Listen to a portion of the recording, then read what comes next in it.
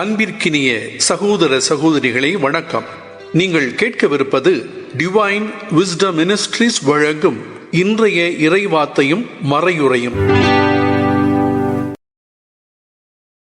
2025 December மாதம் 5ஆம் தேதி, திருவருகை காலம், முதல் வாரம், வெள்ளிக்கிழமை. முதல் வாசகம். ஆண்டவருக்குரிய நாளில் பார்வையற்றோரின் கண்கள் பார்வை பெறும். இறைவாக்கினர் எசாயா நூலிலிருந்து வாசகம். அதிகாரம் 29, இறைவசனங்கள் 17 முதல் 24 முடிய. இறைவனாகிய ஆண்டவர் கூறுவது: இன்னும் சிறிது காலத்தில் லெபனோன் வளம் மிகு தோட்டமாக மாறுமன்றோ? வளம் மிகு நிலம் காடாக ஆகிவிடுமன்றோ? அந்நாளில் காது கேளாதோர் ஏட்டுச்சுருளின் வார்த்தைகளை கேட்பர். பார்வையற்றோரின் கண்கள் காரிருளில் இருந்தும் மையிருளில் இருந்தும் விடுதலையாக்கி பார்வை பெறும். ஒடுக்கப்பட்டோர் மீண்டும் ஆண்டவரில் மகிழ்ச்சி பெறுவர். மானிடரில் வறியவர் இஸ்ரேலின் தூயவரில் அகமகிழ்வர். கொடியோர் இல்லாதொழிவர், இகழ்வோர் இல்லாமற் போவர். தீமையில் நாட்டம் கொள்வோர் அழிந்து போவர். அவர்கள் ஒருவர் மேல் பொய்க்குற்றம் சாட்டி நீதிமன்றத்தில் தீர்ப்பு வழங்குவோரை இடரச் செய்கின்றனர். பொய் புனைந்து நேர்மையாளரின் வழக்கை புரட்டுகின்றனர். ஆதலால் ஆபிரகாமை மீட்ட ஆண்டவர் யாக்கோபு வீட்டாரை பற்றி கூறுவது: இனி யாக்கோபு மானக்கேடு அடைவதில்லை, அவன் முகம் இனி வெளிரி போவதுமில்லை. அவன் பிள்ளைகள் என் பெயரை தூயதென போற்றுவர். நான் செய்யவிருக்கும் என் கை வேலைப்பாடுகளை காணும்போது யாக்கோபின் தூயவரை தூயவராக போற்றுவர். இஸ்ரேலின் கடவுள் முன் அஞ்சி நிற்பர். தவறு இழைக்கும் சிந்தை கொண்டோர் உணர்வடைவர். முறுமுறுப்போர் அறிவுரையை ஏற்றுக்கொள்வர். ஆண்டவரின் அருள்வாக்கு. பதிலுரை பாடல் பல்லவி. ஆண்டவரே என் ஒளி, அவரே என் மீட்பு.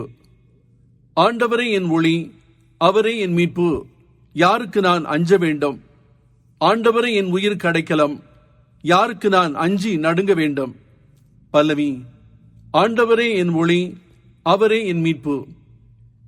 நான் ஆண்டவரிடம் ஒரு விண்ணப்பம் செய்தேன், அதையே நான் நாடி தேடுவேன். ஆண்டவரின் இல்லத்தில் என் வாழ்நாள் எல்லாம் நான் குடியிருக்க வேண்டும். ஆண்டவரின் அழகை நான் காண வேண்டும். அவரது கோவிலில் அவரது திருவுள்ளத்தை கண்டறிய வேண்டும். பல்லவி. ஆண்டவரே என் ஒளி, அவரே என் மீட்பு. வாழ்வோரின் நாட்டினிலே ஆண்டவரின் நலன்களை காண்பேன் என்று நான் இன்னும் நம்புகின்றேன். நெஞ்சே, ஆண்டவருக்காக காத்திரு, மன உறுதி கொள், உன் உள்ளம் வலிமை பெறட்டும். ஆண்டவருக்காக காத்திரு. பல்லவி. ஆண்டவரே என் ஒளி, அவரே என் மீட்பு. நற்செய்திக்கு முன் வாழ்த்தொலி. அல்லேலுயா, அல்லேலுயா. இதோ நம் ஆண்டவர் வல்லமையுடன் வருவார். தம் ஊழியரின் கண்களுக்கு ஒளி தருவார். அல்லேலுயா. ஆண்டவர் இயேசு கிறிஸ்துவில் எனக்கு பிரியமான சகோதர சகோதரிகளை, நீங்கள் கேட்கவிருப்பது டிவைன் விஸ்டம் மினிஸ்ட்ரீஸ் வழங்கும் விவிலிய முழக்கம். 2025 டிசம்பர் மாதம் 5ஆம் தேதி, திருவருகை காலம், முதல் வாரம், வெள்ளிக்கிழமை. ஆண்டவர் உங்களோடு இருப்பாராக. மத்தேயு எழுதிய தூய நற்செய்தியிலிருந்து வாசகம். அதிகாரம் 9, இறை வார்த்தைகள் 27 முதல் 31 முடிய. இயேசு அங்கிருந்து சென்றபோது பார்வையற்றோர் இருவர், தாவீதின் மகனே, எங்களுக்கு இரங்கும் என்று கத்திக்கொண்டே அவரை பின்தொடர்ந்தனர். அவர் வீடு வந்து சேர்ந்ததும் அந்த பார்வையற்றோரும் அவரிடம் வந்தனர். இயேசு அவர்களை பார்த்து, நான் இதை செய்ய முடியும் என நம்புகிறீர்களா என்று கேட்டார். அதற்கு அவர்கள் ஆம் ஐயா என்றார்கள். பின்பு அவர் அவர்களின் கண்களை தொட்டு, நீங்கள் நம்பியபடியே உங்களுக்கு நிகழட்டும் என்றார். உடனே அவர்களின் கண்கள் திறந்தன. இயேசு அவர்களை நோக்கி, யாரும் இதை அறியாதபடி பார்த்து கொள்ளுங்கள் என்று மிக கண்டிப்பாக கூறினார். ஆனால் அவர்கள் வெளியே போய் நாடெங்கும் அவரை பற்றிய செய்தியை பரப்பினார்கள். ஆண்டவரின் அருள்வாக்கு.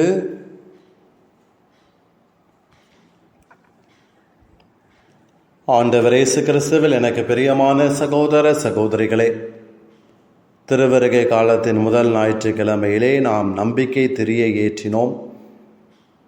அந்த வகையிலே ஆண்டுடைய வருகையை நாம் நம்பிக்கையுடன் காத்திருக்க இந்த வாரம் நமக்கு அழைப்பு விடுக்கின்றது. அந்த வகையிலே இன்றைய நாளில் நாம் வாசிக்க கேட்ட நற்செய்தி பகுதி வழியாக நமது நம்பிக்கை வாழ்வை பெருகச் செய்ய நமக்கு பாடமாக கொடுக்கப்பட்டவர்கள்தான் பார்வையற்ற இருவர். அன்புக்குரியவர்களே, இவருடைய நம்பிக்கையை பாருங்கள். அவர்கள் என்ன செய்தார்கள் என்று நற்செய்தி சொல்லவில்லை. ஆனால் பாருங்கள், நற்செய்தி சொல்லுகிறது, தாவீதின் மகனே எங்களுக்கு இறங்கும் என்று கத்திக்கொண்டே இருந்தார்கள் என்று. அப்பொழுது பாருங்கள், ஆண்டவர் எப்படியாவது எங்கள் கண்களை திறப்பார் என்று அவர்களுக்கு ஒரு நம்பிக்கை இருந்தது. நாம் மத்திய நற்செய்தியில் கூட வாசிக்கின்றோம், ஆண்டவர் அழகாக சொல்லுகின்றார், கண் தான் உடலுக்கு விளக்கு என்று. கண்கள் வழியாகத்தான் நாம் பல நன்மையாக இருக்கட்டும் தீமையாக இருக்கட்டும் நாம் அறிந்து கொள்கிறோம், கற்றுக்கொள்கிறோம். இப்படிப்பட்ட அந்த கண்ணுக்கு ஆண்டவர் இன்று நாளிலே ஒளி தர வேண்டும் என்று அவர்கள் விருப்பம் கொள்கிறார்கள். ஆகவே கத்துகின்றார்கள். இரண்டாவதாக நாம் பார்க்கிறோம், கத்திக்கொண்டே அவரை பின்தொடர்ந்தார்கள். ஆகவே பாருங்கள், எப்படியாவது நாம் இயேசுவிடம் சென்று நாம் நமது பார்வையை பெற்றுக்கொள்ள வேண்டும் என்று அவர்கள் ஆசையோடு இருந்ததை நாம் பார்க்கின்றோம். மூன்றாவதாக பாருங்கள், ஆண்டவர் கண்டிப்பாக அவர்கள் கத்துவதை அறிந்திருக்கக்கூடும், கேட்டிருக்கக்கூடும். அவர்கள் பின்தொடர்ந்ததை பற்றி பலர் சொல்லியிருப்பார்கள். மூன்றாவதாக பாருங்கள், ஆண்டவர் கேட்கின்றார், நான் இதை செய்ய முடியும் என நம்புகிறீர்களா? பாருங்கள், அந்த இடத்துல கூட அந்த மனிதர்கள் ஆண்டவரிடம் எந்த கேள்வியும் கேட்கவில்லை. நாங்கள் கத்துனோம், நீங்கள் எங்களை பார்க்கவே இல்லை, நாங்கள் உங்களை பின்தொடர்ந்து நீங்கள் பார்க்கவே இல்லையா அப்படின்னு சொல்லி அவர்கள் ஆண்டவரிடம் பதில் பேசவில்லை. மாறாக பாருங்கள், ஆம் ஐயா ஆண்டவரே, நாங்கள் நம்பி வந்திருக்கின்றோம், தாவீதின் மகனால் எங்களுக்கு பார்வை கிடைக்கும், ஒளிமயமாக எங்களுடைய வாழ்வு மாறும், இதுவரைக்கும் இருளடைந்த வாழ்க்கையை நாங்கள் வாழ்ந்து கொண்டிருந்தோம், வெளிச்சத்தின் மனிதர்களாக நாங்கள் மாறப்போகிறோம் என்று சொல்லி நம்பிக்கை நிறைந்தவர்களாக ஆமையா என்று சொன்னார்கள். பாருங்கள், இயேசுடைய பாராட்டு அவர்களுக்கு கிடைத்தது, நீங்கள் நம்பியபடியே உங்களுக்கு நிகழட்டும் என்று. ஆக அன்புக்குரியவர்களை, நமது நம்பிக்கை வாழ்வு எப்படிப்பட்டதாக இருக்கிறது? நமது வாழ்விலே கஷ்டங்கள் வருகின்ற சமயத்திலே, நாம் தொய்ந்து போகிவிடுகின்ற சமயத்திலே, தோல்வி அடைகின்ற சமயத்திலே, கஷ்டம் வருகின்ற சமயத்திலே, தீமை வருகின்ற நேரத்திலே நமது நம்பிக்கை வாழ்வு எப்படிப்பட்டதாக இருக்கின்றது? ஆண்டவர் மீது நமது நம்பிக்கை அதிகரிக்கிறதா அல்லது குறைகிறதா? இந்த மனிதர்களை எடுத்துக்கொள்வோம், ஆண்டவரிடம் நம்பிக்கை கொள்வோம். இரண்டாவதாக, ஆண்டவர் என்ற நற்செய்தியில் வருவது போல நாம் ஃபிசிக்கல்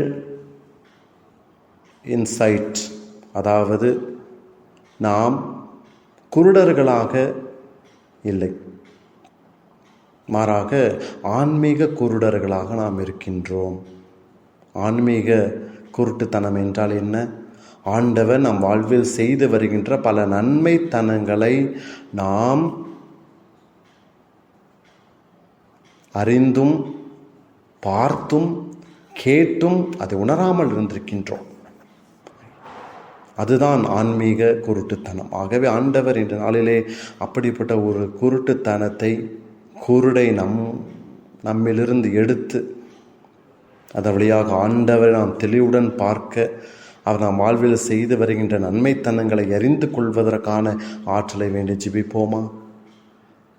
அன்பாண்டவரே, தாவீதின் மகனே, அந்த 2 பார்வையற்றோரை போல நாங்களும் நம்மை நோக்கி எழுப்புகிறோம், தாவீதின் மகனே எங்களுக்கு இறங்கும் என்று.